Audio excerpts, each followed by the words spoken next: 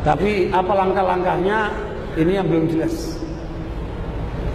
Tetapi dari realitas kenyataannya sangat memprihatinkan. Ini adalah buku Syiah untuk membantah buku MUI. MUI mengeluarkan peringatan waspada terhadap kesesatan Syiah. Oleh kalangan Syiah dibantah. Syiah menurut Syiah dikeluarkan oleh Ahlul Bait Indonesia, ormas Syiah resmi. Tetapi sayangnya dikasih sambutan oleh Menteri Agama.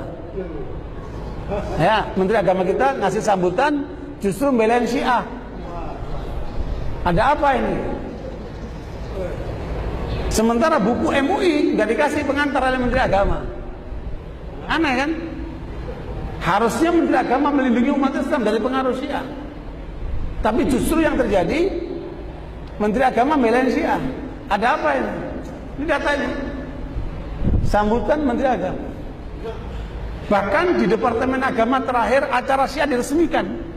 Belum pernah dalam sejarah Indonesia acara Syiah diresmikan oleh Departemen Agama, belum pernah. Baru sekarang. Belum pernah ulama-ulama Syiah bicara di Istiqlal. Baru sekarang. Mereka sudah mulai bicara di Istiqlal. Artinya mereka sudah menembus wilayah pemerintah.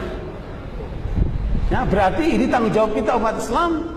Bagaimana kemudian mendesak pemerintah untuk membatasi dari pengaruh Syiah itu. Karena jelas Syiah menjadi ancaman buat umat Islam, ancaman buat negara.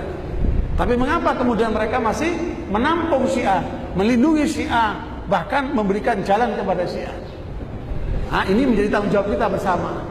Ya, kita terus berjuang, meyakinkan pemerintah, kemudian mengungkap tentang bahaya mereka. Bahkan, ini rahasia penting, khusus untuk warga Tulungagung dan sekitarnya, bahwa ada tokoh Syiah yang kemarin sadar menjadi Sunni, mengungkapkan data bahaya sekali. Dalam data itu disebutkan Syiah dengan dukungan Iran akan mensuriahkan Indonesia di tahun 2020.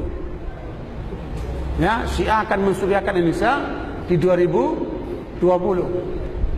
Nah, mudah-mudahan ini tidak terjadi. Tetapi dengan data ini kita harus menjadi waspada, ya, atas gerakan mereka ini. Ya, jangan sampai Indonesia seperti apa? Yaman, yang tadinya kecil seperti Indonesia, pengajian, masjid salim, sekolahan, panti asuhan, tahu-tahu mereka angkat senjata dan kudeta. Itu di Yaman. Ya, begitu pula sebelumnya di Bahrain, tapi gagal. Begitulah mereka kemudian melawan dengan senjata di Pakistan, di mana-mana seperti itu. Dan ini tidak boleh terjadi di Indonesia. Makanya sebelum mereka menjadi besar, harus apa? Kita tutup pintunya. Ya, makanya penyadaran kita selama ini seperti ini adalah tujuannya untuk membentengi umat Islam Ahli Sunnah dari pengaruh Syiah. Mengapa? Karena yang disasar Syiah Ahli Sunnah. Jadi Syiah selalu datang ke tempat-tempat Ahli Sunnah untuk mensyiahkan Ahli Sunnah. Harusnya bukan begitu. Kalau mereka mau dihargai, jangan mensyiahkan Ahli Sunnah. Syiahkan itu orang Hindu, orang Kristen, terserah kalian. Tapi jangan mensyiahkan Ahli Sunnah. Ketika mereka mencoba mensyiahkan Ahli Sunnah, kita akan hadapi mereka. Karena kita berkewajiban melindungi Ahli Sunnah wal Jamaah dari usaha penyesatan mereka itu. Makanya masyarakat Muslim Ahli Sunnah harus menjadi waspada, care terhadap masalah ini. Jangan acuh tak acuh. Sebab kalau kalian acuh tak acuh, jangan salahkan nanti kalau kemudian anak-anak kalian akan menjadi sasaran mereka. Ya, makanya kita semua harus bahu-membahu melindungi Ahli Sunnah wal Jamaah dari segala upaya penyimpangan seperti ini. Karena ini dibaliknya negara ini, bukan main-main ini. Gerakan mereka sangat masif. Lihat data-data tadi kan, mereka sudah masuk kemana-mana, bahkan sudah masuk ke TNI, ya, sudah masuk ke lembaga-lembaga negara. Kalau ini tidak diwaspadai, jangan-jangan apa yang mereka rencanakan di 2020 akan terjadi. Mudah-mudahan tidak terjadi. Makanya perlu kewaspadaan kita bersama. Ya, saya tidak nakut-nakuti, tetapi ini adalah peringatan dini untuk kita lebih waspada.